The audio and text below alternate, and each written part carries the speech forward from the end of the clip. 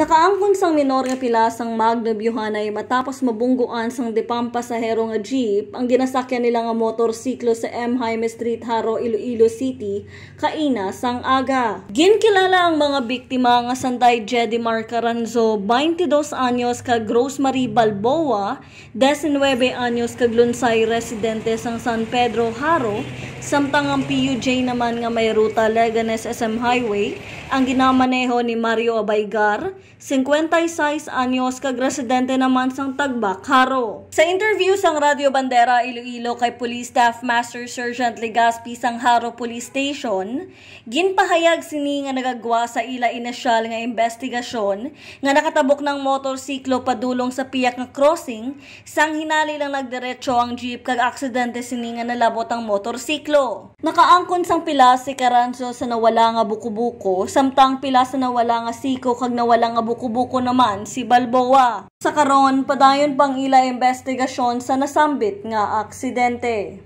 Ini si Precious Dayan Ganzo nagabandera sang matuod nga serbisyo publiko kag kalingawan sa Iloilo. Radyo Bandera